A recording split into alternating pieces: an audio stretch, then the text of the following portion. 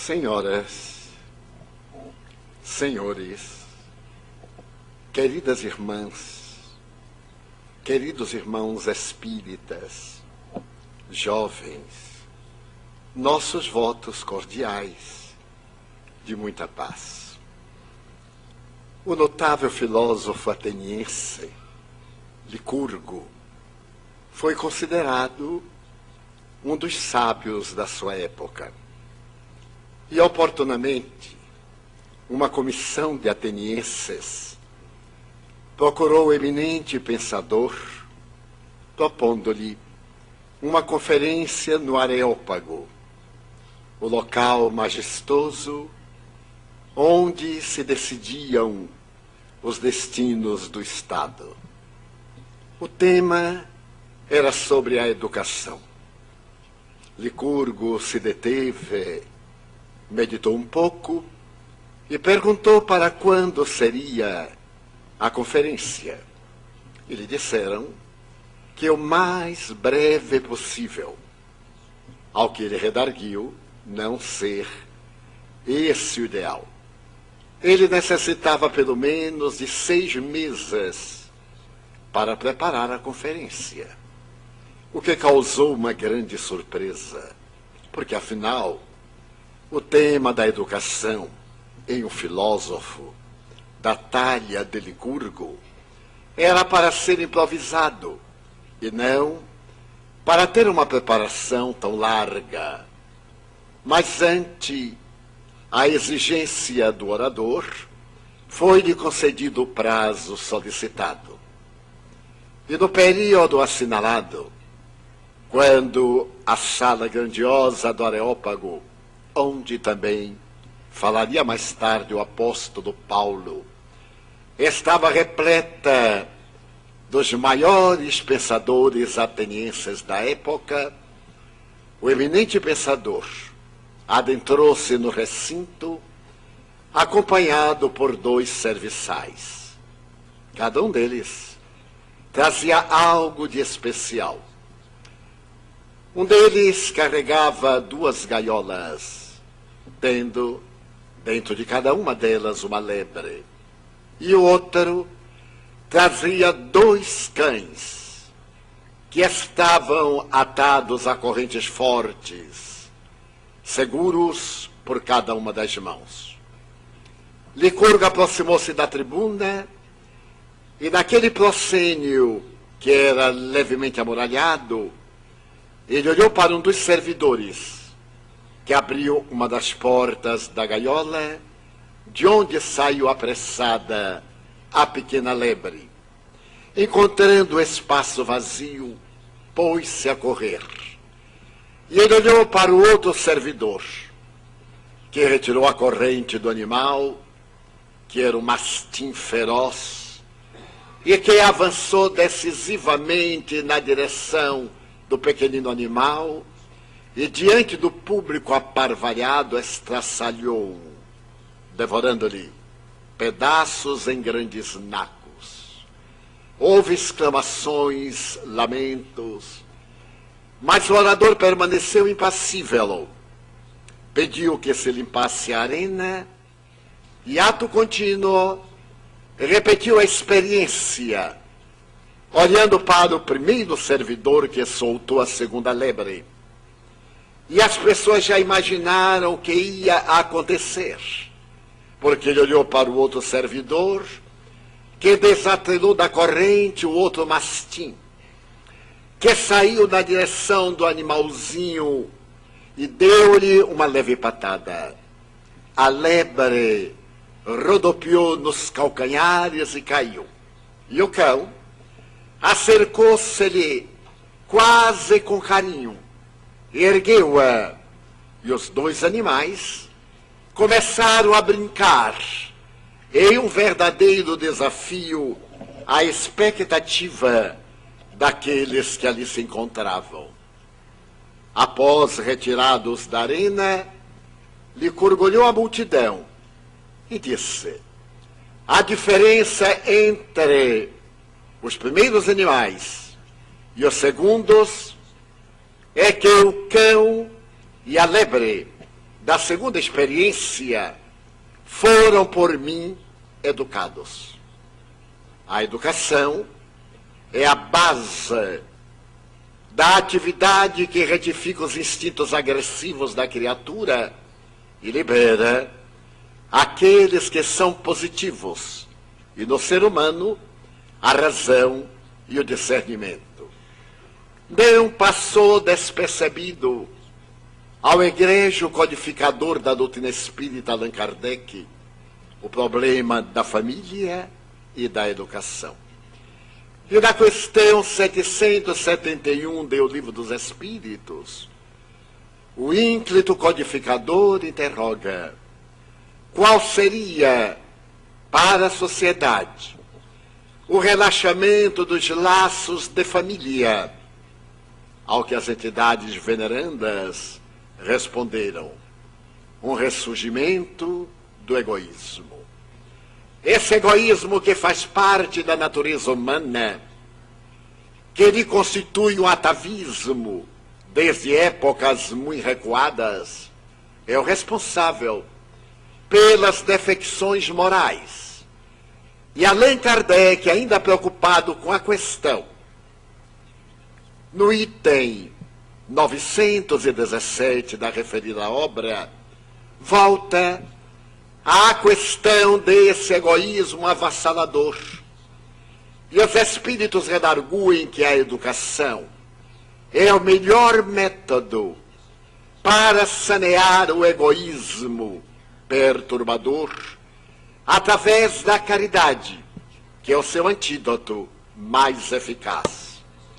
É compreensível, portanto, que a família seja convidada à reflexão e as criaturas que somos façamos uma análise da família e da educação, de acordo com as propostas mais audaciosas da moderna psicopedagogia. Recuaremos, então, à cultura romana, porque a palavra família vem de famulus, servos. Quando Roma distendia os seus domínios no Lácio, aglutinavam-se indivíduos que não tinham vínculos consanguíneos. E a grande maioria era constituída de famulus, de servidores ou de escravos, que eram submetidos politicamente ao poder transitório. E a partir daí nascem os primeiros clãs, os primeiros grupos familiares. À medida em que a cultura adianta, a família passou a ser também vista do ponto da observação biológica, dentro da visão da consanguinidade. E havia sempre nessa constituição dos indivíduos a figura patriarcal. É mais tarde, com o cristianismo, que a família será estabelecida dentro de vínculos formais e por intermédio do matrimônio. Na Idade Média, esse matrimônio começa a adquirir uma posição legal tão responsável que a família se torna indubitavelmente o núcleo básico da sociedade da época. Mais tarde, porém, com a Revolução Francesa, a pós-modernidade e os casamentos laicos, a família terá uma visão muito mais ampla e uma conceituação muito mais dignificadora. Mas especialmente os processos legais que dizem respeito à conjuntura da pater-maternidade e das heranças, será o elo principal para a constituição do clã familiar. Será mais tarde, com o advento de novas leis, que a família irá experimentar grandes golpes na sua constituição, havendo a desagregação pela ruptura dos laços emocionais e legais dos cônjuges, as células básicas do núcleo familiar. Mas dentro dessa visão da família, nós iremos observar que desde priscas eras, no Oriente, a questão da família estava muito estreitamente ligada à conjuntura religiosa. E o santuário era também a escola. A educação estava adstrita à memorização dos textos denominados sagrados. Tanto podia ocorrer nos templos esotéricos, no Egito, na Índia e em outros lugares, como também nos santuários habituais para aqueles que eram exotéricos. As tradições eram das memorizações dos textos, o que irá propiciar ao homem oriental uma capacidade mnemônica das mais extraordinárias. No Ocidente, a história da educação vai encontrar os primeiros pródromos da estrutura que instrui e educa em Creta, 700 anos antes de Jesus. Os cretenses estabelecerão que cabe ao Estado a formação do caráter das gerações por vindouras.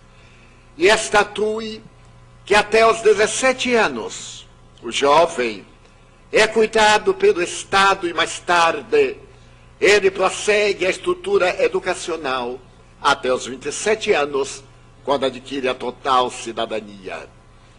Mais tarde, Esparta terá a oportunidade de fazer a educação bélica, povo guerreiro por excelência. Os espartanos preparam os seus filhos para a guerra e colocam que a primeira parte da educação é das mães e das nutrizes, para que os jovens sejam fortes e possam defender o Estado quando essa condição for exigida.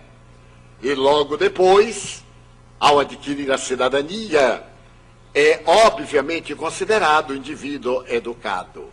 Atenas, dedicada à beleza, à arte e à sabedoria, também considera que a educação é trabalho das mães e das nutrizes, porém com conceito de liberdade e de análise dos fenômenos existenciais que iremos encontrar nas bases do pensamento pré-socrático.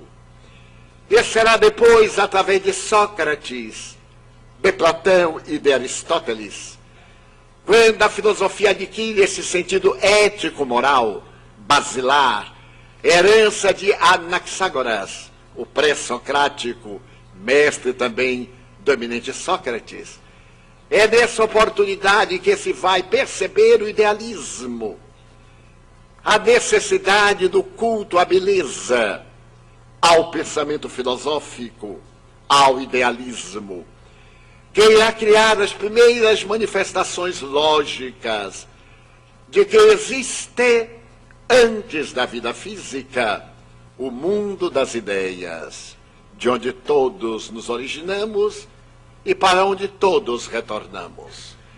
Mais tarde, à medida que o Império Romano alarga as suas fronteiras, a educação torna-se fundamental, mas ela agora é delegada aos pedagogos, aos escravos, àqueles gregos que se tornam escravos politicamente dos romanos e se transformam nos educadores da nova mentalidade.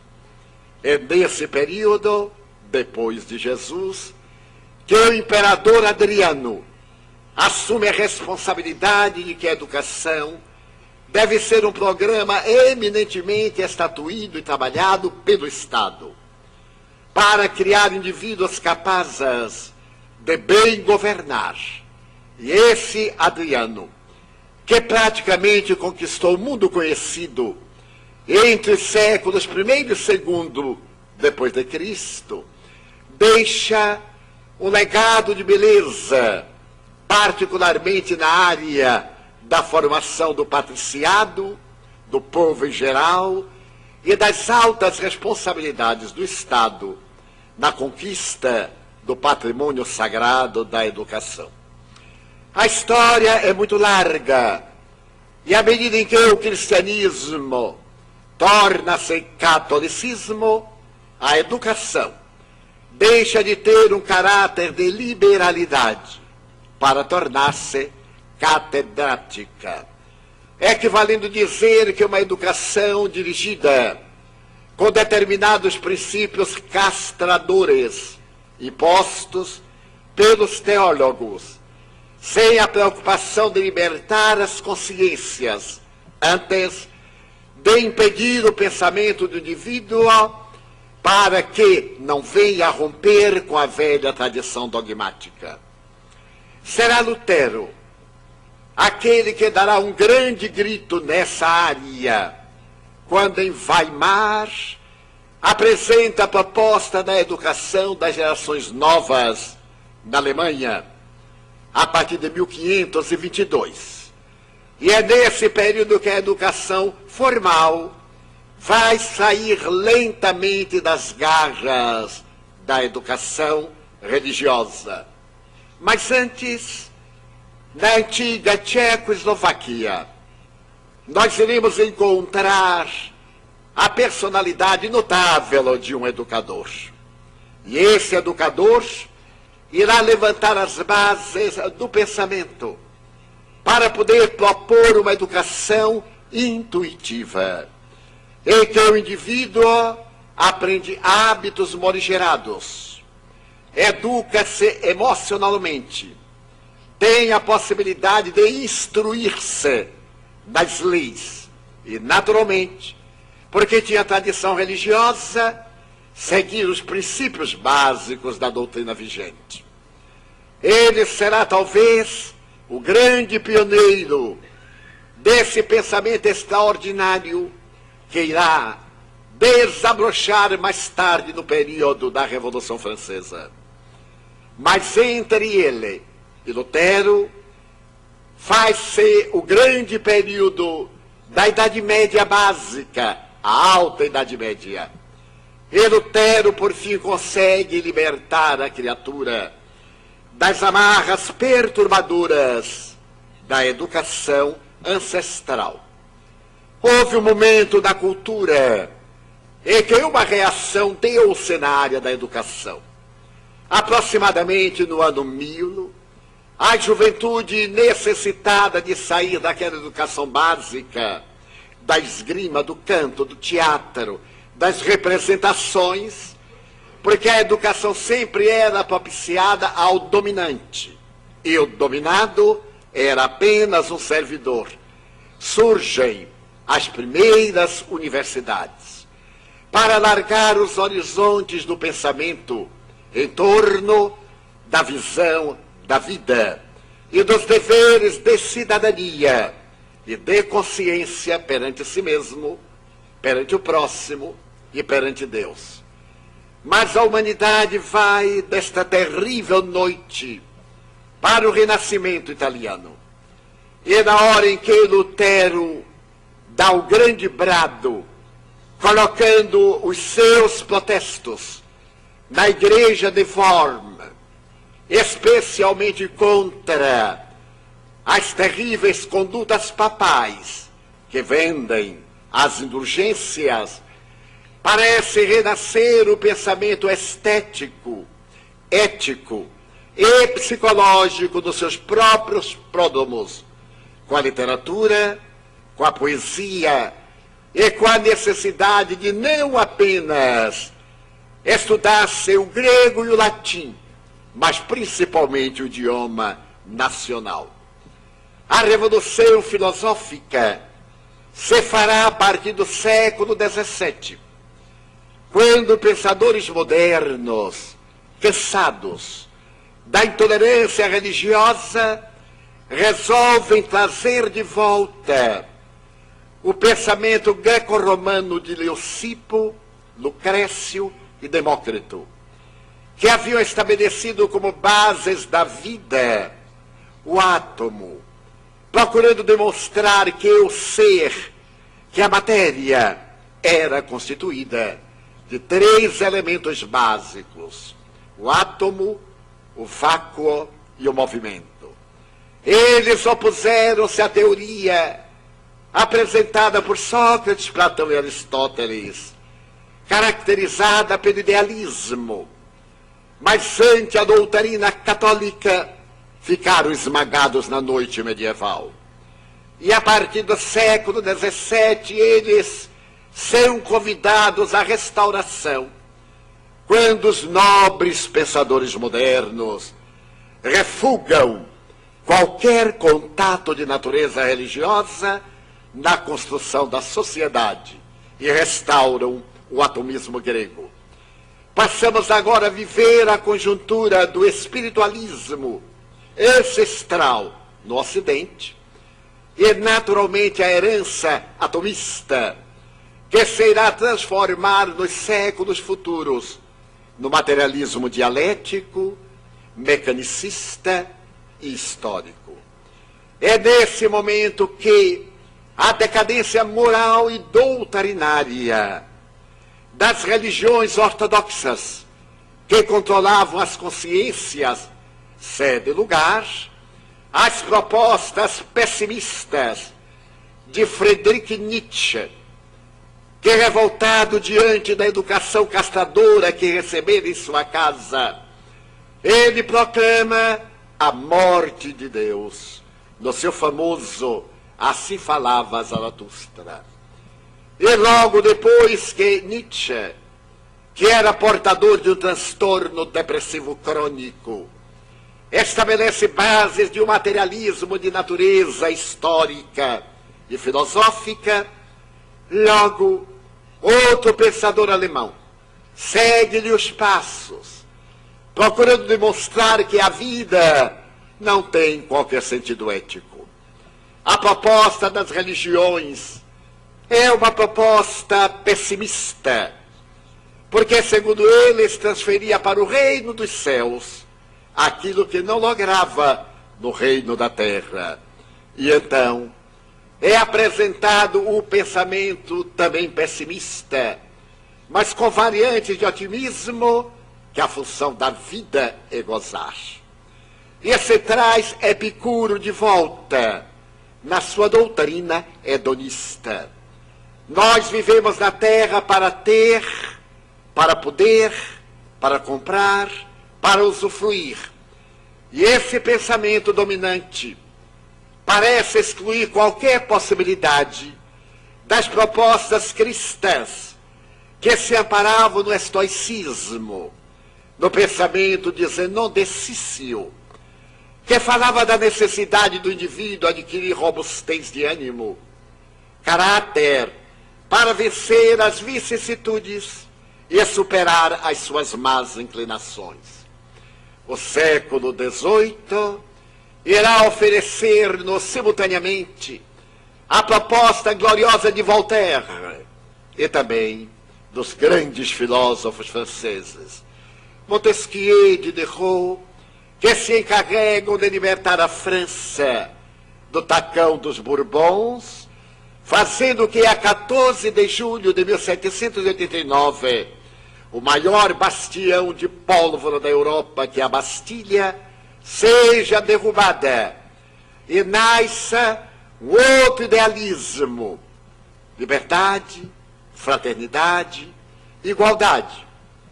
Mas entre esses sonhadores aparece a figura ímpar de Henrique Pestalozzi, que compreende a necessidade de trabalhar a velha proposta tchecoslovaca, intuitiva, através do amor à criança. A tradição escolástica asseverava que a criança é um adulto em miniatura e que na razão direta em que sai o sangue entra o conhecimento. Era a justificativa estúpida para os castigos físicos. Aquele Jan Comenius, que libertara a consciência tchecoslovaca da tradição dogmática de que a criança era um adulto irá agora ser adotada por Henrique Pestalozzi, quando se encarrega de cuidar de crianças abandonadas, que sempre as houve na história, levando-as para o próprio lar e amando-as, e apresentando o que seria mais tarde a escola nova. A criança é um ser em formação, e toda a vida do indivíduo vai depender do seu período infantil. Então, Pestalozzi divulga a doutrina do amor como essencial, à base da metodologia educacional. E transforma o seu próprio lar nessa escola, que o poeta diria risonha e bela, em que floresciam as almas juvenis. Mais tarde, transferindo-se para a cidade de Yverdon, na Suíça, foi-lhe emprestado um castelo, onde ele poderia formar uma nova sociedade, para ali convergindo todos os aspiradores ao mundo melhor das famílias mais gradas, mais importantes da Europa e também da América. É nesse período, fim da Revolução Francesa, começo da Era Napoleônica, que a escola floresce em Yverdon e que nasce em Lyon, a 3 de outubro de 1804, o futuro codificador da doutrina espírita, Hippolyte Lyon, Denisard Rivail. Seus pais zelosos, desejando que seu filho receba a melhor educação, encaminham-no diretamente a Pestalozzi, que era de cultura protestante, enquanto a família Rivail era de cultura católica. Porém, a sua mãe, especialmente do menino Denisard Rivail, compreendeu que a educação seria fundamental na vida do seu filho único. E ela própria segue de trem de Lyon a Genebra, depois a Yverdon, para levar o seu menino e entregá-lo ao eminente mestre. Há um detalhe na educação de Pestalozzi que esteve por muito tempo como sendo uma incógnita. Toda vez quando chegava uma criança ao seu educandário, ele ajoelhava-se para recebê-la. E isso era um quesito muito intrigante dos observadores. Até que certo dia alguém perguntou-lhe se ele estava prestando algum culto, alguma reverência ao ser infantil. E ele disse que não. Era um método pedagógico. Porque a criança sempre vê o adulto como um verdadeiro gigante. Aquele ser enorme que a assusta, que a oprime. E quando chegava uma criança, ele se ajoelhava para que os seus ficassem na altura dos olhos do recém-chegado. E a criança considerasse-o um ser amigo, um benfeitor, alguém do seu nível, tornando-se muito mais fácil o relacionamento entre mestre e aluno.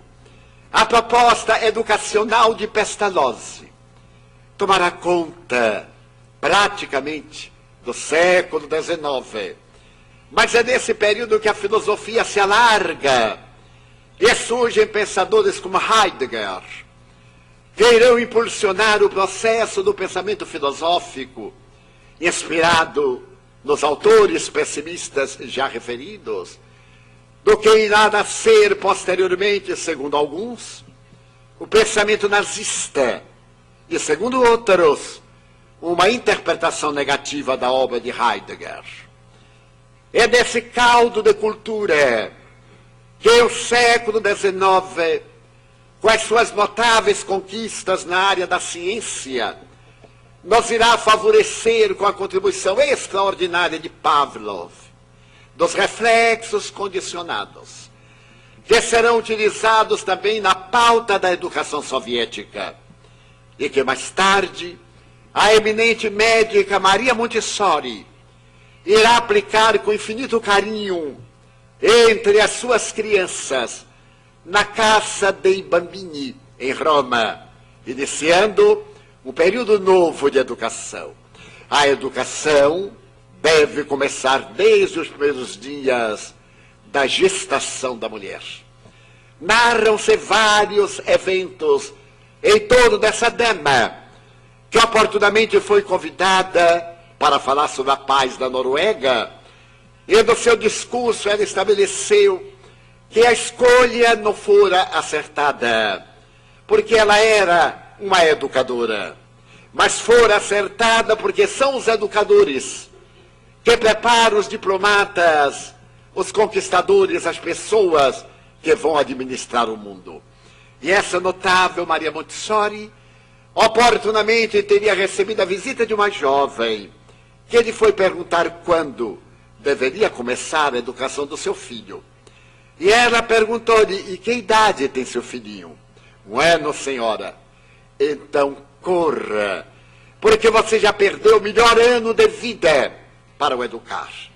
Porque a educação começa desde o momento do nascimento, para criar os hábitos que se transformarão em funções orgânicas.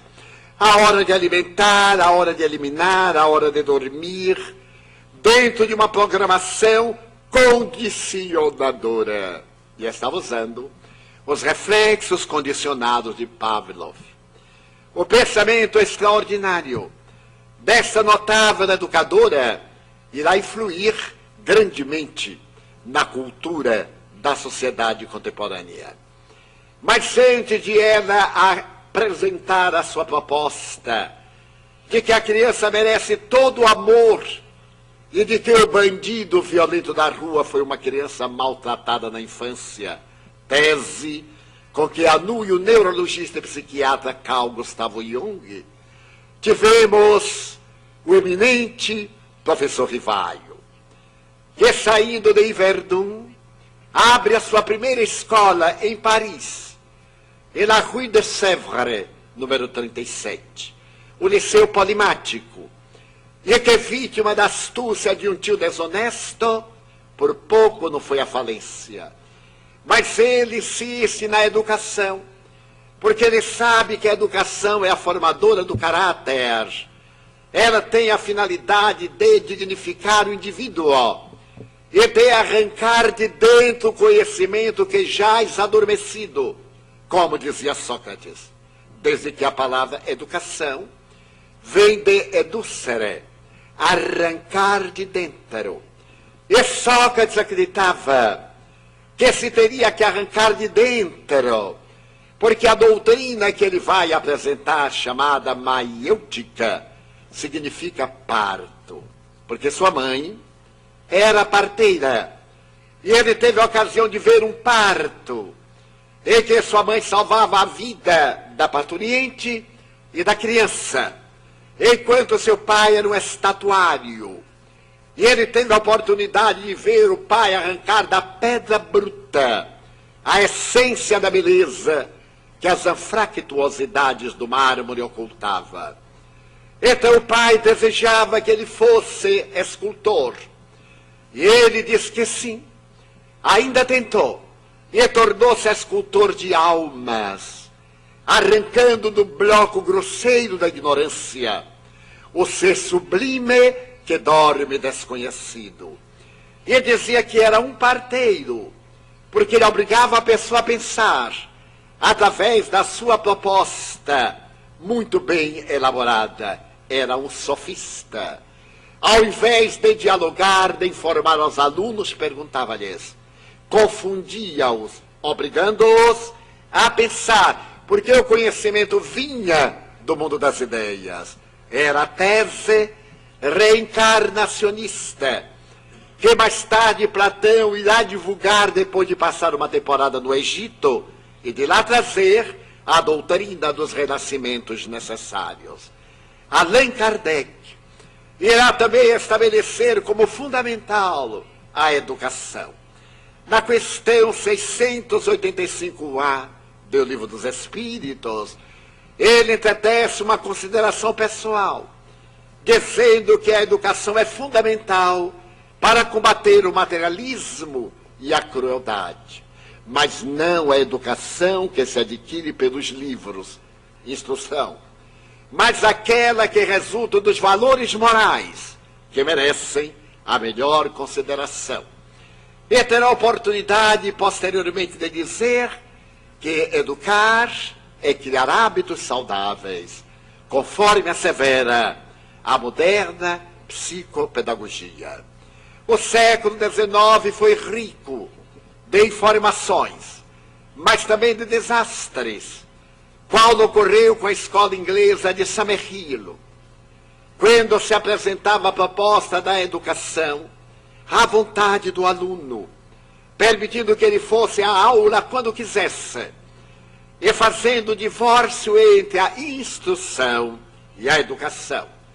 A educação, irá dizer mais tarde Basarab Novelusco, que foi o presidente do Centro Internacional de Ensino e Pesquisas de Doutrinas Interdisciplinares. A educação, para ser realmente perfeita, ela deve ser uma síntese. Ela deve abranger todos os valores que constituem a criatura humana. Não apenas determinadas inclinações que colaboram para o intelectual, mas também uma síntese de valores que ele denominava recentemente, no fim do século XX, como educação integral. Esse trabalho de Basarab é interpretado no momento em que a Unesco, preocupada com o mundo por volta de 1998, resolve reunir os maiores educadores do século, especialmente aqueles que eram ministros de educação de diversos países, para que fosse apresentado um relatório com as melhores bases para a educação. E então irá destacar-se um jovem francês, Jacques Delors, que apresenta o relatório, o resultado do estudo, com as maiores autoridades internacionais, inclusive Basarab, em 4 pontos que ficaram célebres como os modernos pilares da educação.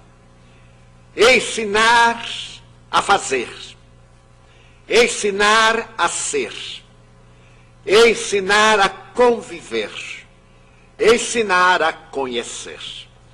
Esses 4 pilares da educação, do relatório deste notável educador francês, têm as suas raízes profundas no Evangelho de Jesus. Quando o Mestre Divino nos ensina como fazer a vida mais ditosa, como ser mais feliz, como conviver em sociedade, e como conhecer o seu próximo através do autoconhecimento. Essas propostas serão revalidadas logo depois pelo trabalho extraordinário de um outro psicólogo e educador francês, André Morin, que irá apresentar as 7 colunas básicas da educação moderna, em que mostra os erros e as ilusões do conhecimento, o que equivale a dizer a presunção intelectiva do indivíduo, muitas vezes mal educado, porque de péssima formação moral, de péssima formação social, entretanto brilhante intelectualmente, gerando situações embaraçosas e difíceis no relacionamento da sociedade. E logo depois ele propõe a necessidade de princípios éticos, da autoidentificação. Mas isso foi em 1998. Esperava a Unesco que, com a contribuição de André Morin, do relatório de Jacques Delors, a sociedade adotasse novos métodos de educação. mas veio a grande hecatombe. A terrível façanha terrorista, que de alguma forma mudou não só os destinos da grande pátria americana, como disse o criminoso terrível. A partir de hoje, segundo a imprensa, os americanos nunca mais dormirão em paz. Esse ser perverso, que conseguiu cometer o pior ato de terrorismo da história da humanidade, e que passaria pelo mesmo terror quando foi surpreendido no Afeganistão por tropas especiais para poderem fazer justiça ao modo das criaturas humanas, abriu uma brecha imensa nos valores ético-morais, em que mais tarde a religião será instrumento de crime para o terrorismo nacional, o terrorismo internacional, para a imposição das suas paixões político-religiosas, tornando a aldeia global, como se diz hoje a respeito da Terra, um lugar de instabilidade, de insegurança, de desconfiança. E recrudesceram a violência, a agressividade, o medo. De acordo com o Dr. Watson, o grande educador e psicólogo americano, o medo foi a primeira emoção que teve a criatura humana. No começo, nós éramos uma unidade. Essa unidade que tem 3 instintos básicos: comer, dormir e procriar. Até que em determinado momento antropológico, houve uma fissão da psique. E essa fissão veio com o medo, dando lugar ao surgimento do self e do ego. Quando Jung elegeu esses arquétipos, ego, self, sombra, ânima, ânimo e etc., a palavra que ele se utilizou era alemã, porque ele vivia na Suíça, de língua alemã, em Zurique. Era Selbst, que ao ser traduzida para o inglês, se tornaria popular como self. Esse self, no conceito psíquico de Jung, é aquilo que somos. E o ego é aquilo que apresentamos. Isso se deu no momento quando o homem, pela primeira vez no processo psicológico, teve ideia da vida e percebeu a morte. Ele deu-se conta que a criatura estava ali, depois desaparecia diante dos seus olhos. Como ele não sabia pensar, era só instinto, a unidade que preservava a vida, ele passou a ter medo dos fenômenos sísmicos, a ter medo das feras, a ter medo das outras etnias. E é nesse período que ele se refugia na Furna, e nascem os primeiros meios de comunicação. Segundo os melhores antropólogos, a criatura humana primeiro escreveu para depois falar.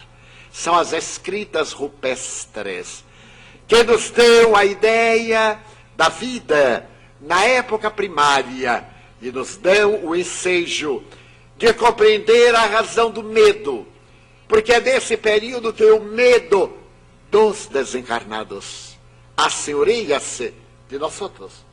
Porque é nessa ocasião em que o indivíduo vê alguém que tomba, que se decompõe, e oportunamente que volta, e vem o medo para poder exorcizar esse medo.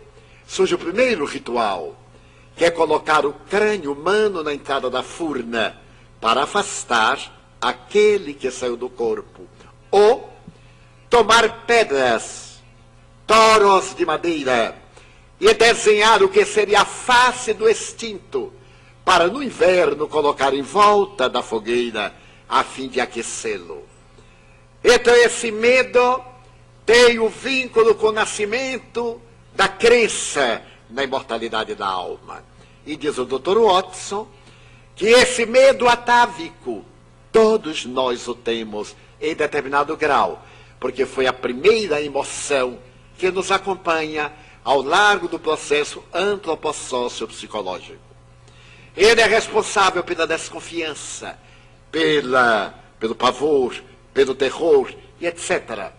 E logo depois que o indivíduo começou a perceber essa emoção, surgiu a segunda, a ira, que é o mecanismo de defesa da vida. Tudo está ligado à perpetuidade, entre aspas, da vida. Porque no momento do perigo, acontecia algo muito peculiar. Diante das árvores em autocombustão, as coníferas, durante o verão, um raio que corta o céu e incendeia uma floresta, a terra que treme, ou uma fera, a criatura ao ter o medo fica irada, porque é um fenômeno psicológico, a emoção, e uma reação fisiológica.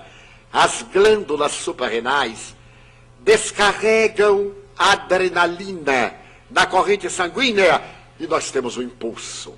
Tudo aquilo que nos ameaça vem o impulso de avançar e destruir, razão pela qual todo indivíduo violento é um grande covarde. Ele agride porque tem medo de ser agredido. Então esse fenômeno agora fisiológico, agredir, avançar para lutar, é contrabalançado por um outro fenômeno fisiológico. O organismo derrama na corrente sanguínea o cortisol e a pessoa relaxa. É muito como dizemos, por pouco eu não o estraçalhei. A psicologia dirá, é um mecanismo de avanço e de recuo. Então essa ira é imanente em nós. É um raio que nos cega pela alta descarga de adrenalina. Ela é responsável pela desconfiança, pelo ódio, pelo ressentimento, pela mágoa, pelo desejo de vingança. As outras emoções saem dela, a básica, a ira. Nós encontramos uma sociedade irada. As pessoas têm o rosto contraído, irado. Se nós olhamos e a perguntamos, qual é o caso? Irado. Porque perdeu o senso do equilíbrio de si mesmo e vive com medo. Medo de assalto, medo de estupro, medo de perder o emprego, medo da doença, medo da morte. E Freud escreveu um livro fenomenal como outros, no ano de 1900, intitulado Melancolia, quando deveria ter colocado depressão, que já era o nome da época. Ele dizia que tudo isso é resultado da perda. A depressão sempre é resultado de uma perda. E chega a dizer a perda de um ser querido. E eu não concordo com Freud. É muita audácia. Porque o ser querido não se perde em telefone celular, se perde em óculos, etc. Pessoas morrem. Ele evitou a palavra, o verbo morrer, porque sempre causa pânico, medo. Então ele colocou o verbo perder. Muitas pessoas acercam-se-me e me dizem, irmão Divaldo, eu perdi meu marido. Eu pergunto, aonde? Não, morreu. Eu digo, é outra coisa. Não é morrer, falecer, desencarnar. Deveremos utilizar dessas palavras para enfrentar. Historicamente, a cultura americana detesta a morte. E então, embeleza o cadáver, faz a festa no retorno do enterro, para dar a impressão que não aconteceu. É um atavismo psicológico, filosófico. A doutora Elisabeth Kübler-Ross, a notável psiquiatra suíça, naturalizada americana, que criou a doutrina da tanatologia, a doutrina que estuda a morte, dizia que o terror americano a respeito da morte era terrível. É quase um TOC, um transtorno obsessivo-compulsivo. Raramente um americano dirá que morreu seu pai, morreu sua mãe. Nós brasileiros, por herança, também abandonamos a palavra morte e dizemos perder. Eu acho tão interessante e faço de propósito. A pessoa chega tão compungida, ai, irmão Divaldo, perdi meu filho. Aonde? Ai, coitado, ele morreu. É outra coisa. Então, nós estamos diante desse segundo fator emocional, que faz parte da nossa estrutura ancestral, desde há mais de 100 mil anos, quando começamos os pródromos do raciocínio, porque os milhões de anos anteriores são do instinto. Por isso nós reagimos mais do que agimos. Pisam-nos no pé e nós damos um empurrão e perguntamos: você é cego? É a reação. Então eu me lembro que uma vez um indivíduo pisou no meu pé. Eu era baixinho e ele era alto. Aí eu não pude reagir, eu agi. Toquei-lhe no ombro e perguntei: você não está sentindo uma coisinha fofa embaixo do seu pé? Ele disse: estou. Eu disse: é meu pé. Tira a sua pata de elefante de cima do meu pé. Então eu fiz as duas coisas. Mas diz o Dr. Watson que a terceira emoção é o amor. O amor chegou mais recentemente. E é por isso, psicologicamente, temos dificuldades de amar. E é quando amamos, não amamos o outro, projetamos o que gostaríamos de ser para que o outro se torne. E é quando isso não se dá, dizemos: me decepcionei com ele, que não era o meu padrão, porque eu sou decepcionado comigo que não atingi esse nível. Disse muito bem o Alírio há pouco. Quando as pessoas estão procurando a sua alma gêmea e se transforma na alma gemida, ou quando estão procurando a mulher ideal. Eu tenho uma amiga que me perguntou há pouco tempo: Divaldo, você conhece o homem ideal? Eu digo: conheço. Aonde ele está? Procurando a mulher ideal. E os dois não se encontram nunca. É claro, cada qual vai por um caminho do egoísmo. E então um dia se encontram aparentemente e unem-se. Então são dois solitários, projetando o que gostariam um no outro, até o momento da ruptura. Dessa maneira, a última emoção que nós conseguimos foi o amor. E Emmanuel, através do venerando apóstolo da mediunidade, Francisco Cândido Xavier, tem uma frase como outras de impacto psicológico, de acordo com o Dr. Watson, dos mais elevados. Diz Emmanuel que quando o felino lambe a cara do filho, é a futura mãe beijando ternamente o recém-nascido. É o amor que nasce para poder se transformar a mola mestra da família e da educação. Porque se não houver o amor no indivíduo, primeiro a si próprio, para depois ao próximo, e por consequência a Deus, no caráter universal, nós não teremos nunca uma família organizada, porque os parceiros são solitários, desajustados, conflitivos, procurando compensações no trem, quando deveria ser ele também o compensador. E é por isso mesmo estamos trocando de parceiro como quem troca de penteado, e sempre com frustrações, porque queremos o ideal que está na imaginação, nem a realidade que está na permuta dos sentimentos. E esta é a grande vantagem do amor. O amor não ama somente a virtude, ama o ser integral, mesmo as suas imperfeições. Não é que lhes valoriza, mas isso não diminui a intensidade do afeto. Quando se amam os valores positivos, não se amam a pessoa, se amam qualidades que se gostaria de ter, projeção psicológica da imagem. Então é necessário que esse amor se expanda de uma maneira gloriosa, até podermos chegar a essa visão que a doutrina espírita nos traz nestes dias tumultuosos, nesta hora da grande transição, em que a família desestruturada, desde a Revolução Hipieísta dos anos 60, em que os jovens do mundo quiseram voltar às origens, à tribo, à taba, e se permitiram sacrifícios de natureza orgânica pelos conflitos psicológicos, no excesso de piercing, no excesso de tatuagem, no excesso de exotismo para chamar a atenção.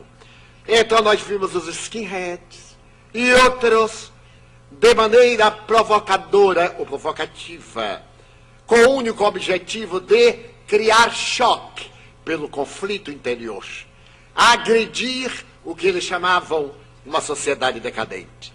Naquele período desestrutura-se a família, porque os adultos, aproveitando a onda nova, começaram a perceber que não estavam gozando suficientemente o que a liberalidade cultural permitia. Então os adultos começaram a liberar os filhos de responsabilidades para ficarem também libertinos. Porque há uma diferença básica entre a liberdade e a libertinagem, entre ser livre e ser libertino. Permitir-se fruir prazeres na idade adulta e na senectude que as circunstâncias do seu tempo não lhe permitiram na juventude. E a família desagregou exatamente quando a mulher passou a merecer respeito e consideração, a ter a sua liberdade. E é como diz a tradição filosófica, depois de um largo período de servidão, quando a liberdade chega, a pessoa não a sabe usar, porque não tem ideia. Extrapola e se torna libertino e não livre. Foi o que aconteceu à mulher, não no sentido genérico, naquele momento da liberdade sexual, porque lhe era vedado o prazer pela tradição hipócrita de frustrados pastores e teólogos, ao descobrir que era um ser sensível e que tinha direito a todas as emoções e sensações. A mulher divorciou-se do sentimento de ternura para se atirar na busca da sensualidade. E a nossa cultura não é mais sexual, é erótica. Porque sexualmente as pessoas cansam-se, é natural. O organismo tem os seus limites. E neste contexto cultural de erotismo, a sociedade recorre aos estímulos químicos, porque os imaginativos já não produzem o efeito desejado pelo desgaste. Estamos então diante de uma cultura cansada, uma cultura frustrada. Nas películas cinematográficas, quando eu ia ao cinema e tinha tempo, sempre me chamava a atenção os bares da cultura americana, inglesa, francesa, etc. A pessoa saía do trabalho e passava no barzinho. Confesso que eu detesto a palavra barzinho. Tudo é um barzão. Então vão e bebericam, outro verbo horrível. E ficam bebericando azeitona, no uísque ou no que for. E aí chega outra solitária. É o mundo dos solitários. Que detestam o lar, porque não tem lar, tem casa, tem apartamento, tem construção. Tudo é muito bonito, mas é vazio, porque não tem objetivo. Não tem significado psicológico, como pedia Viktor Frankl e Carl Gustav Jung, o significado psicológico. Nós fomos educados para ter felicidade. E felicidade tornou-se um prazer sensorial. O melhor carro, a melhor casa, a melhor piscina, o melhor relacionamento, o melhor clube, o clube mais caro. Então isso é felicidade. A roupa de grife. A pessoa vai e compra uma roupa por um preço terrível e sai com o nome do que fez a roupa nas costas, fazendo propaganda dele. Ele que deveria agradecer a gente comprar, não, mas a gente tem que fazer propaganda. E então ele está feliz que a pessoa assim, nossa, é fulano de tal. E aí nós dizemos, fulano de tal. É verdade. Então isso é a felicidade aparente, porque a pessoa está cheia de conflitos, está com seus tormentos naturais, e está com o vazio existencial. Então propõe Jung e Viktor Frankl. O objetivo essencial da vida é o sentido psicológico. E qual é o sentido psicológico? Ganhar dinheiro? Não, isso é um meio de alcançar o sentido. O sentido psicológico é a imortalidade da alma. Porque todos vamos envelhecer. Por mais silicones, etc., todo mundo envelhece. E vamos morrer, vamos retornar. Se nós acumulamos valores, formulamos planos e apólices para os dias difíceis da velhice, por que não para os dias permanentes da imortalidade? Alguém disse com muita propriedade, faça depósitos no banco da divina providência, porque você um dia vai chegar lá. A doutora Elizabeth Lucas que é uma notável logoterapista, a mais notável destes dias, é uma senhora já idosa que vive em Berlim, discípula de Viktor Frankl, conta que certa feita visitando um lar de idosos, que era também um hospital, uma paciente muito idosa olhou para ele e sorriu. A doutora Lucas era ateísta. E então ela sorriu, agradeceu-lhe a visita e disse: minha filha, eu estou fazendo para você um grande depósito. Um depósito imenso. Quando você tiver uma grande necessidade, faça um cheque e saque tudo que eu vou deixar para você. Ela ficou surpresa. Disse: mas como é o seu depósito? Diariamente. Diariamente eu faço um depósito em seu nome, doutora. E hoje penso que a senhora tem uma fortuna. Mas que banco é esse? O da Divina Providência. Quando eu morrer, a senhora terá lá um bom patrimônio. E um dia que tem um grande problema, saque. Porque o gerente vai permitir que a senhora use o depósito que eu estou fazendo. Ela achou aquilo como psiquiatra uma coisa gentil, mas um delírio de ancião. Passaram-se os tempos. E é certo dia ela estava em casa. E eram 17 horas. Seu filho, que fazia curso de violino, normalmente chegava neste horário. Ele ia e voltava de bicicleta. E não chegou. Ela estava preocupada quando o telefone tocou. Ela foi atender. E era o delegado de polícia. Doutora, lamento informar que o seu filho foi acidentado. Eu passarei aí para levá-la à unidade de terapia intensiva. E é grave. Bem, ele está na unidade de terapia intensiva. E eu gostaria de acompanhá-la. Ela ficou aturdida. O rapazito era seu filho único. E naquele desespero, não tendo uma formação religiosa, que não é uma bengala psicológica, é uma abertura para o mundo transcendental, ela lembrou-se da paciente e disse: se existe o banco da Divina Providência, e se existe a Divina Providência, eu quero sacar tudo que tem aí em benefício do meu filho. Não é para mim, não é um gesto egoísta, é em benefício de meu filho. E ficou desesperada, pensando nos depósitos bancários daquela senhora. Quando avisam da portaria que o policial estava subindo, ela disse: foram os momentos mais demorados da minha vida. Quando abre a porta do elevador, eu estou na porta da minha casa, do meu apartamento, eu corro. E diz assim: doutora, eu não sei o que aconteceu. Acabo de receber um telefonema do hospital dizendo que seu menino voltou à lucidez, que está muito bem. Vamos buscá-lo. Os exames a que está sendo submetido dão todos negativos. Ele não teve sequer um arranhão. Ele então respira e faz assim: muito obrigado. Graças a Deus, eu me utilizei bem do patrimônio. Então é exatamente esse sentido psicológico, transcendental, que a doutrina espírita nos proporciona. E dessa maneira, nós iremos mudando os nossos padrões de interesse.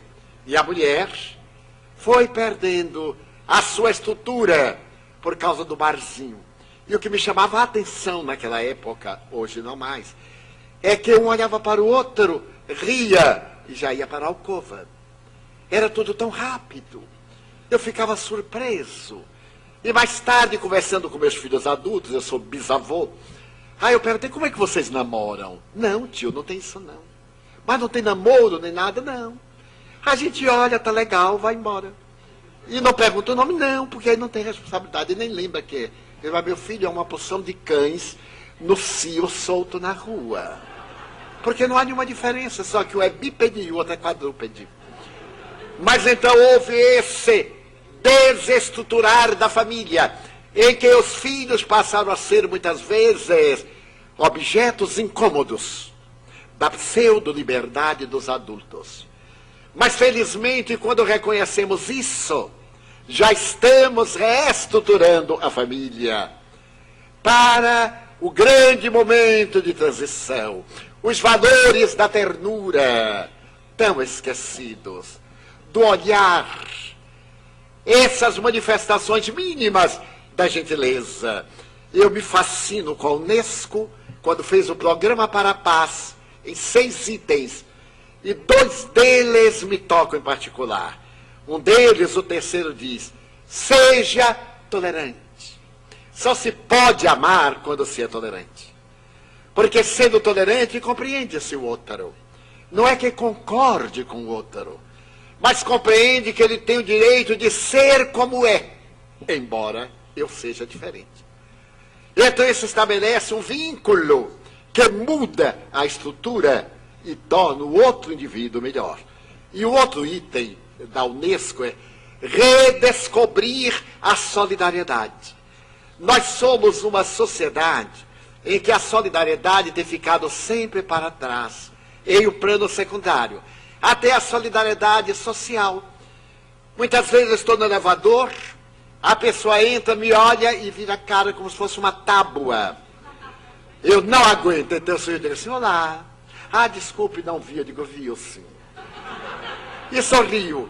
E aqui eu aprendi algumas palavras em inglês, porque não perdoa. Eu estou a pessoa, então eu digo assim: good morning.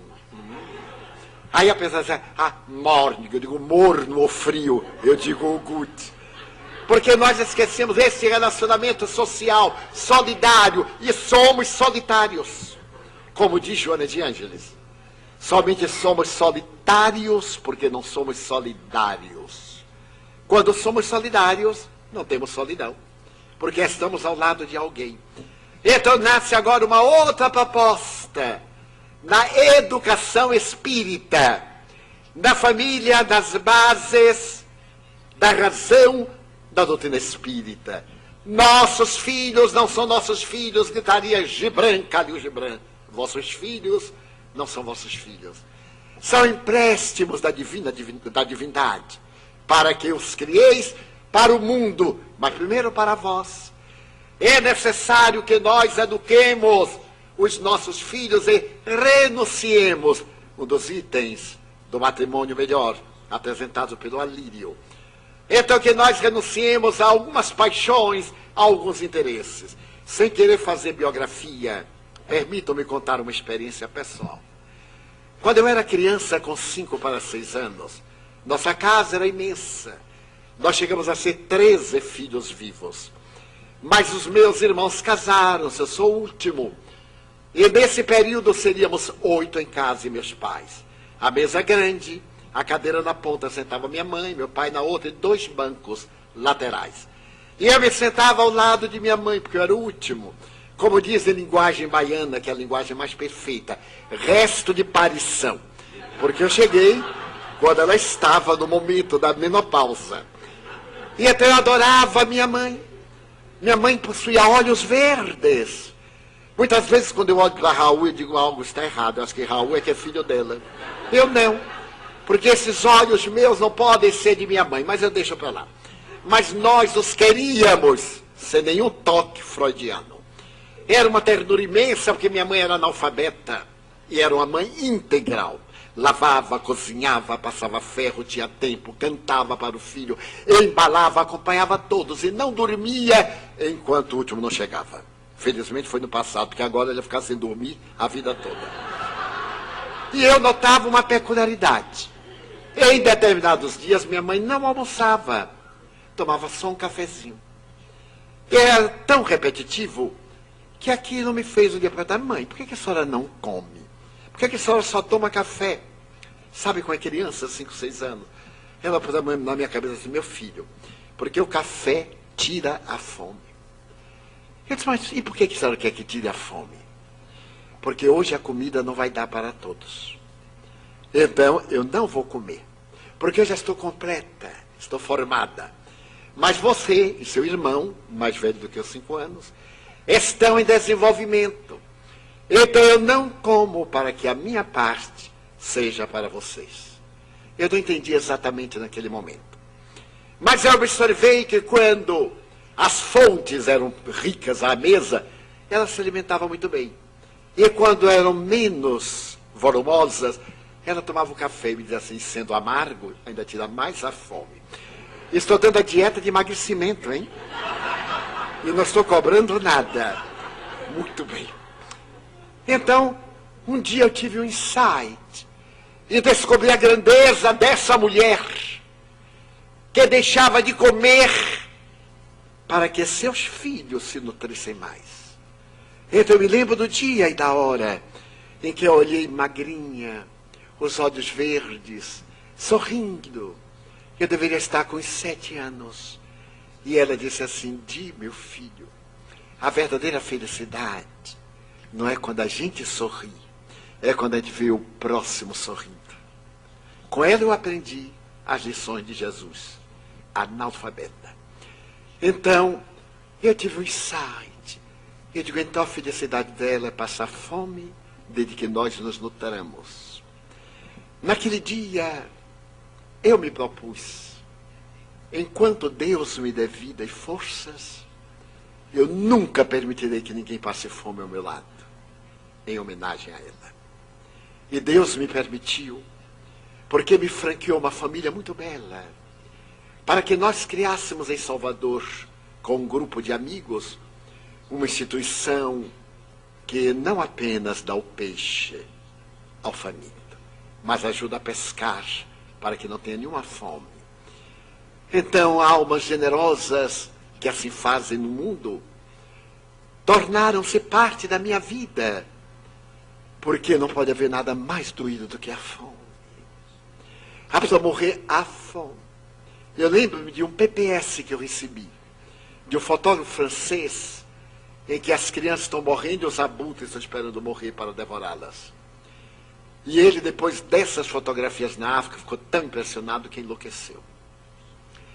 Então eu me propus que, enquanto vida física tivesse, pediria ajuda, pediria que nos amássemos, que nos ajudássemos, que tirássemos a fome em homenagem àquela frágil mulher. Então essa é a família. Minha mãe tinha um outro caráter especial. A vizinha tinha 3 filhos e ela mantinha 8. E um dia pelo muro, porque no interior do Brasil as pessoas conversam pelo muro. Ninguém se interessa pela vida alheia, é pelo muro. Eu estava conversando e eu vi, quando a vizinha lhe perguntou, Dona Ana, como é que a senhora faz quando quer dar um conselho a esses selvagens que são os nossos filhos? Quando eu vou falar, os meus filhos gritam, eu grito, todo mundo grita, ninguém ouve ninguém. Mãe disse, minha filha, a técnica é esta. Quando eles estão, eu quero dizer algo, eu bato palma, todo mundo olha e eu falo bem baixinho.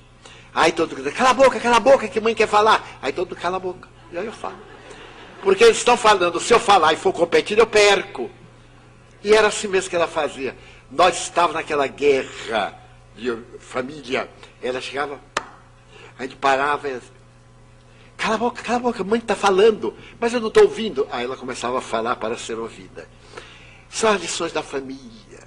Como esquecer quando nos íamos deitar e como anjo de luz ela se debruçava sobre a cama modesta, a colcha de pedaços de tecido que hoje estão na moda.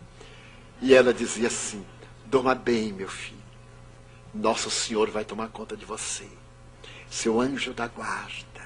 Então nós tínhamos mãe, nós tínhamos pai. A proposta nova é de que os pais responsabilizem-se por esses seres que chegam em suas mãos, mas não são sua propriedade, são divinos empréstimos.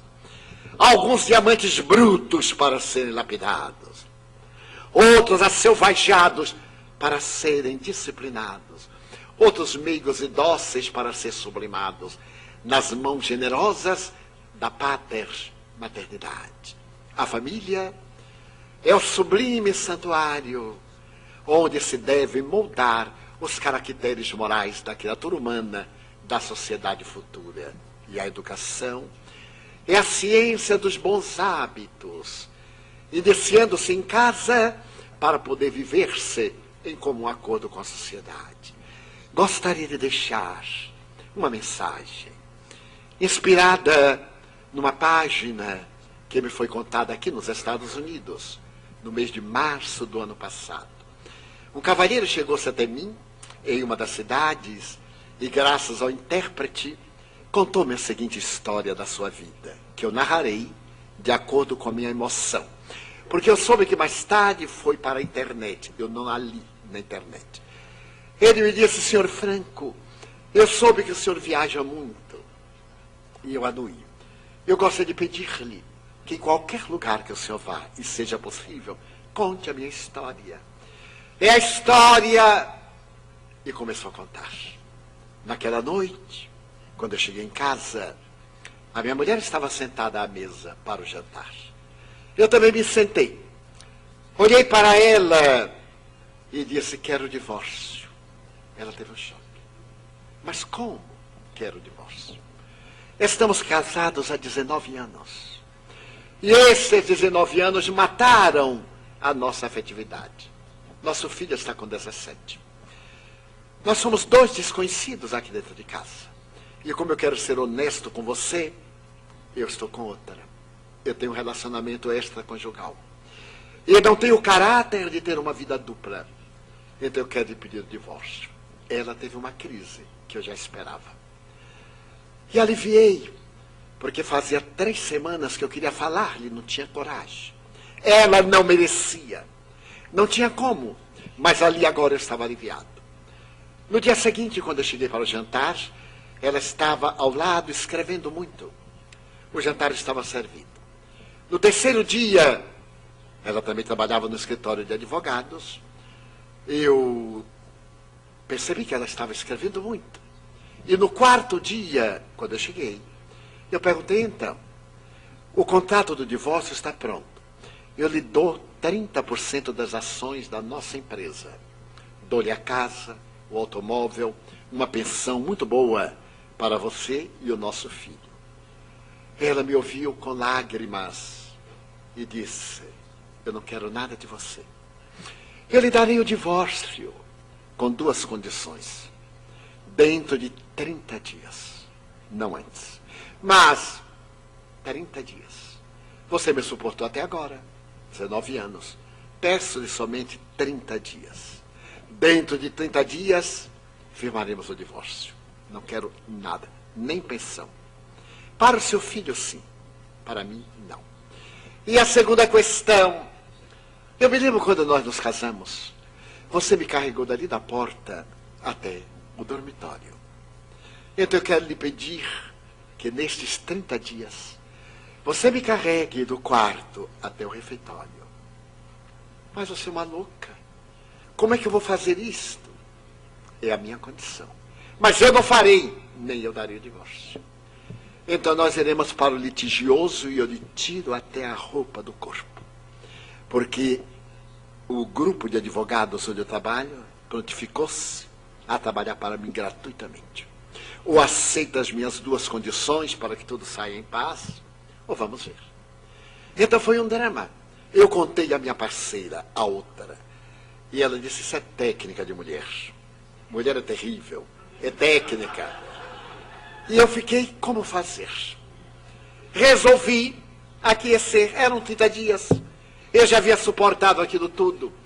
Então, no quinto dia, quando levantamos, nos preparamos, eu olhei de esguelha e notei que ela estava um pouco magra.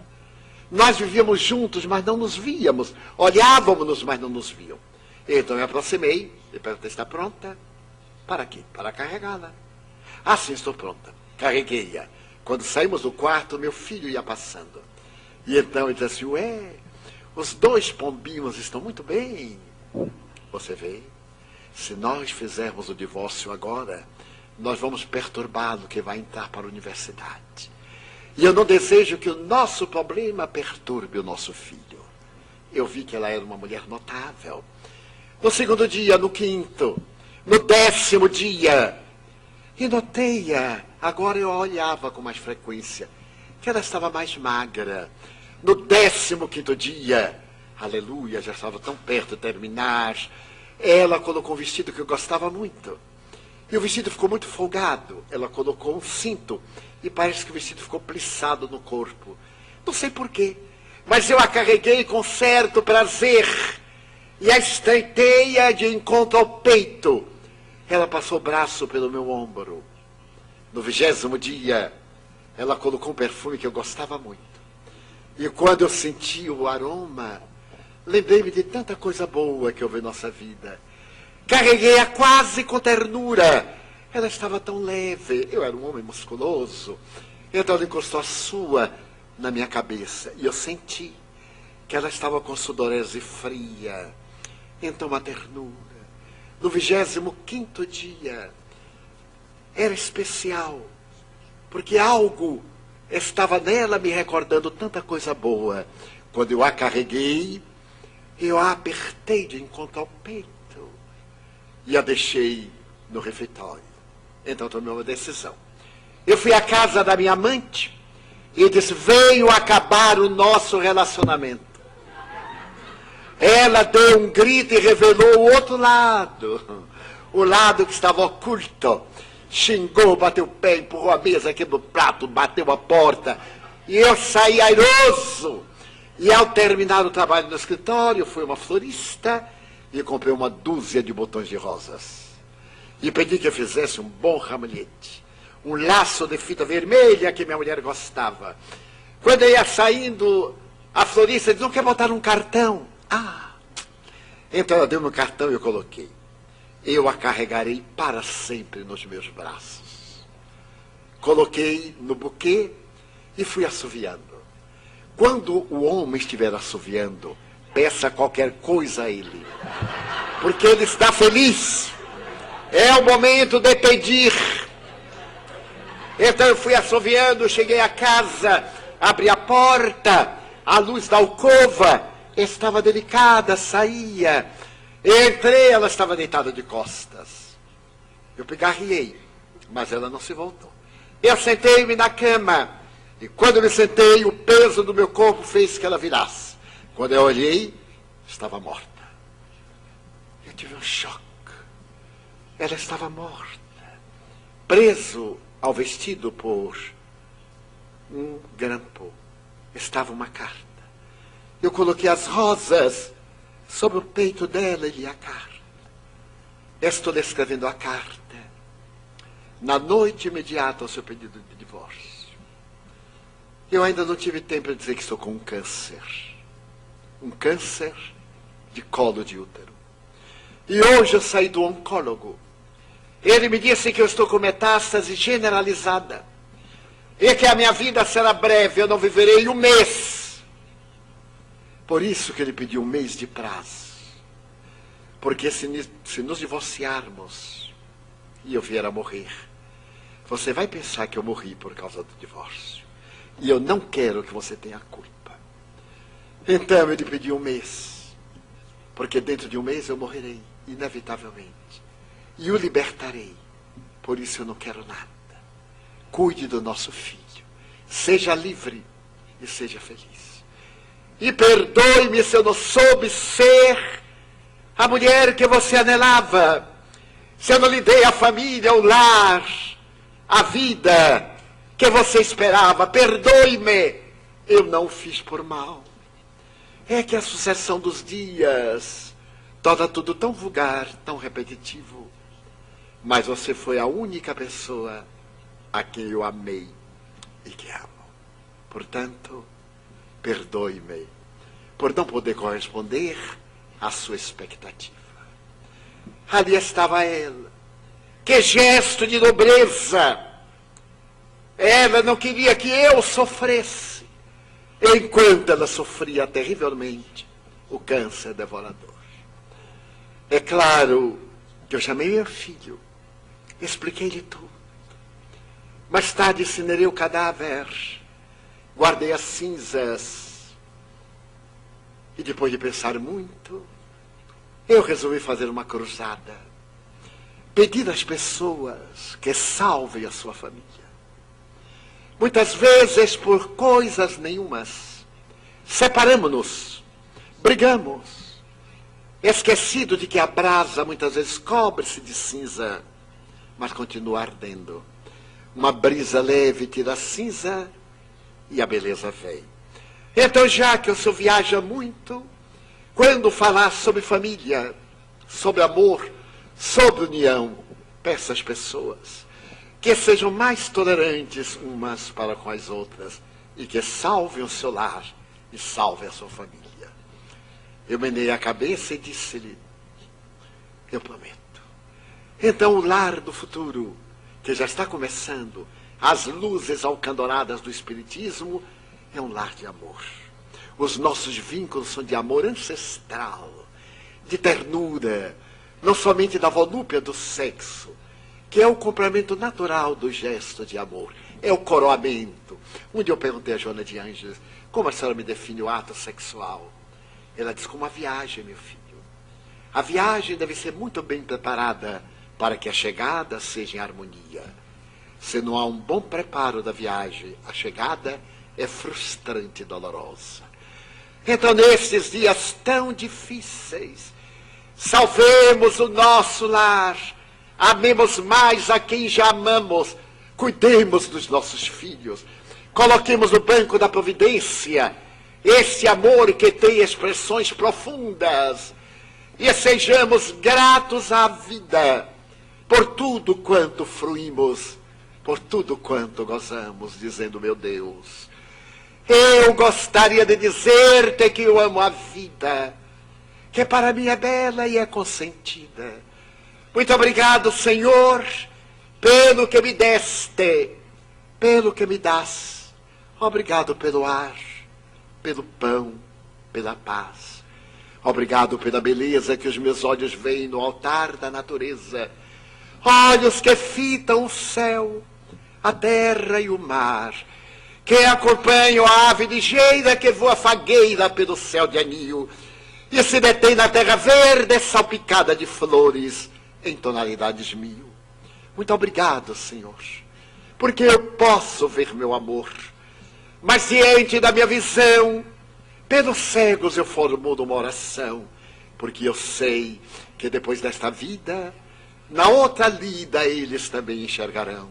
Muito obrigado pelos ouvidos meus, que me foram dados por Deus, ouvidos que ouvem o tamborilar da chuva no telheiro, a melodia do vento nos ramos do olmeiro e as lágrimas que vertem os olhos do mundo inteiro.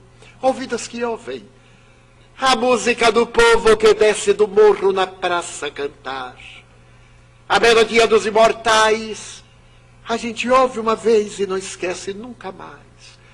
A voz melodiosa, canora, melancólica do boiadeiro e a dor que geme e que chora no coração do mundo inteiro. Pela minha faculdade de ouvir, pelos surdos eu te quero pedir, porque eu sei que depois desta prova, na vida nova, eles escutarão. Obrigado pela minha voz e pela sua voz. Pela voz que ama, que ensina, que canta, que legisla, que trauteia uma canção. E que o teu nome profere com dúlcida emoção. Diante da minha melodia, eu quero rogar pelos que sofrem de afasia. Eles não cantam de noite, eles não falam de dia. Oro por eles, porque eu sei que depois deste viver, na outra vida, eles cantarão. Obrigado pelas minhas mãos, mãos que aram, mãos que semeiam, mãos que agasalham, mãos que libertam da ternura, substituindo a amargura, pelas mãos que apertam mãos, mãos dos adeuses, que limpam feridas, que enxugam lágrimas e dores das vidas, pelas mãos de sinfonias, pelas mãos de melodias, poesias, cirurgias, psicografias, pelas mãos que apertam mãos, que atendem a velhice, que limpam feridas e suores das vidas, pelas mãos que no seio embalam o corpo de um filho alheio sem receio, e pelos pés que me levam a andar sem reclamar. Obrigado, Senhor, porque eu posso caminhar. Diante do meu corpo perfeito eu te quero louvar, porque eu vejo na terra aleijados, amputados, marcados, paralisados, que se não podem movimentar, eu oro por eles. Porque eu sei que depois desta expiação, Na outra reencarnação eles também bailarão. Obrigado, por fim, pelo meu lar. É tão maravilhoso ter um lar. Não é importante se esse lar é uma mansão, uma favela, um ninho, um grabato de dor, um bangalô, uma casa no caminho, seja lá o que for. Mas que dentro dele exista a figura do amor. Amor de mãe ou de pai, de mulher ou de marido, de filho ou de irmão. A presença de um amigo, alguém que dê a mão. Porque é tão triste viver na solidão. Pelo menos a companhia de um cão. Mas se eu a ninguém tiver para me amar, nem um teto para me agasalhar, ou uma cama para repousar, nem aí reclamarei. Pelo contrário, eu te direi: obrigado, Senhor, porque eu nasci. Obrigado, Senhor, porque eu creio em ti. Pelo teu amor. Obrigado, Senhor, pela sua atenção. Muito obrigado, senhores.